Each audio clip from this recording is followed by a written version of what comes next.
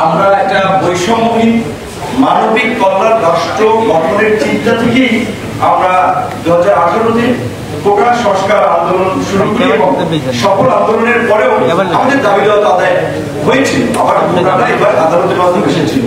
আমরা 2021 সালে যখন আমরা মনে করেছি যে রাষ্ট্রের প্রতিটা সেক্টরে এরকম কোটা কিংবা চাকরির মতো অনেক বৈষম্য অনিয়ম আছে, যেখানে মানুষ অবিচার এবং অন্যায়ের শিকার হচ্ছে, সেটা একটা পরিবর্তন দরকার। যেই কারণে আমরা কোটা সংস্কার আন্দোলন থেকে এই রাষ্ট্র সংস্কারের আন্দোলনের অংশ হিসেবেই আমরা বলেছি যে এই বিদ্যমান দুর্বৃত্তায়িত রাজনীতি, ডাইনাস্টি বেস রাজনীতির বাইরে একটা অল্টারনেটিভ পজিটিভ পলিটিক্স এই দেশে থাকতে হবে। একটা থার্ড পার্টিকে এনিহাউ বেরিয়ে আসতে হবে, কারণ এই দুই দলের শাসন ব্যবস্থা আমরা দেখেছি, যেই লাভ সেই কদম, মোটামুটি এরকমই যখন ছিল। এরকম কনসেপ্ট থেকে আমাদের ঘোষণা করছে, এখন বক্তব্য যদি অনেকে কষ্ট পান বলার কিছু নাই, কিন্তু বাস্তবতা এইটা, আমাদের যে কমিটমেন্ট, আমাদের ঘোষণা করতে আমরা পরিষ্কারভাবেই বলেছিলাম যে আমরা একটা নতুন রাজনীতি আমরা এখানে চাই। সেই জায়গা থেকে আজকে সরকারি কর্মকর্তা কর্মচারীদের মধ্যে, কর্মচারী নিচের লেভেলে আপনার উচ্চমান সহকারী সহকারী সাত লিপিকার এরকম, তো তাদের বৈষম্যটা হচ্ছে যে যারা সচিবালয়, বঙ্গভবন, গণভবনে চাকরি করে একই আপনার যোগ্যতা নিয়ে একই পদে ঢুকে তাদের বেতনের গ্রেড হচ্ছে সম্ভবত 10, আর যারা অন্যান্য অধিদপ্তরে থাকে তাদের হচ্ছে 14। এইটা নিয়ে তারা দীর্ঘদিনের ক্ষোভ এবং আন্দোলন সংগ্রাম। আমি বলেছি আমি আপনাদের দাবি দেওয়া আদায় করার জন্য, এই বৈষম্য নিরসন করার জন্য আমি শেষ পর্যন্ত থাকবো। কিন্তু পরিষ্কারভাবে আমরা একটা কথা বলেছি যে এই মুহূর্তে কোনো আন্দোলন সংগ্রাম করা যাবে না। আমরা আলাপ আলোচনার মধ্যে দিয়ে আপনাদের দাবি আদায় সহ যাদের অভিযোগ আছে সেটা আমরা পাশে থাকবো, কিন্তু সরকারকে স্টেবল করার জন্য এখন আনকন্ডিশনাল আমাদেরকে সমর্থন দিতে হবে, কাজ করতে হবে। সো এই মুহূর্তে কোনো ধরনের মাঠের মুভমেন্ট কিংবা অযথা একটা প্রেস ক্লাবে গ্যাদারিং, এই আপনার শাহবাগে গ্যাদারিং, এইটাতে আমরা সমর্থন দেব না নৈতিকভাবে, এটা আমি একটু ক্লিয়ার করে নিলাম।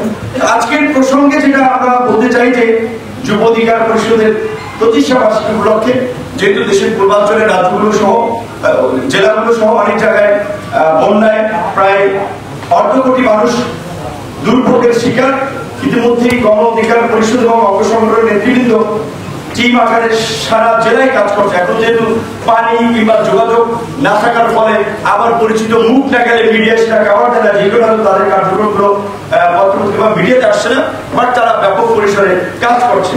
এবং যেই কারণেই তারা আজকে এই যে প্রতিষ্ঠা বার্ষিকী প্রোগ্রামগুলো যেভাবে হয় সাধারণত কেক কেটে সেভাবে জাঁকজমকপূর্ণ না করে বিভিন্ন যুব সংগঠনের নেতৃবৃন্দকে নিয়ে, এবং আজকে বোধহয় 2 জন বিশেষ অতিথি ছিল যারা তরুণ সাংবাদিক, শিল্পী, সাহিত্যিক, সংস্কৃতি কর্মী হিসেবে পরিচিত, আমাদের ইসলাম মাহমুদ ভাই আরেকজনের আসার কথা ছিল, আমাদের নতুন যে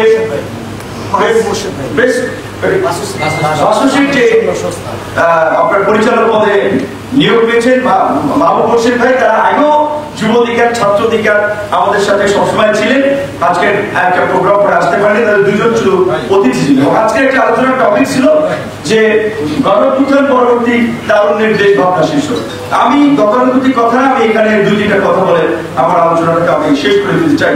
আর আমার মনে হয় পরবর্তীতে আমাদের নেতৃবৃন্দের খেয়াল রাখবেন, এই বিকেলের প্রোগ্রাম করলে টেলিভিশন, পত্রপত্রিকায় নিউজ কাভারেজের মাঝদিক 6টার মধ্যে শেষ করা দরকার, নাহলে তারা এখন কৃষিতে নিউজ করে এটা পৌঁছাতে পারে না।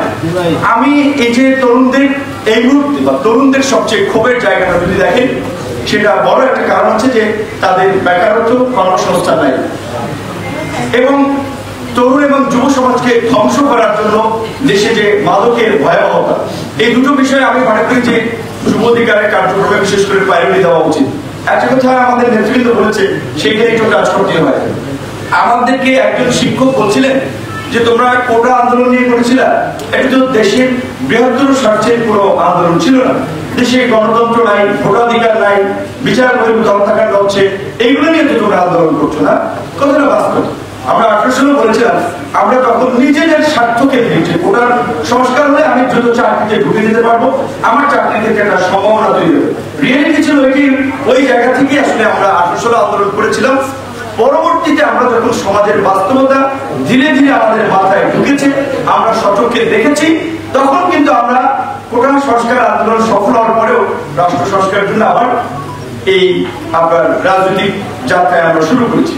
এইবার যদি ধরেন গণঅভ্যুত্থান হয়েছে, কিন্তু গণঅভ্যুত্থান কিন্তু কোনো প্ল্যান পরিকল্পনা ছিল না, এটা কেউ বলতে পারবে না। কেউ যদি বলে সেটা স্রেফ একটা, আমি বলবো যে জাস্ট একটা বায়োবির কথা। যদি কেউ বলেন যে আমি প্ল্যান করে থিওরি দিয়ে আমরা গণঅভ্যুত্থানের দিকে নিয়ে গেছিলাম।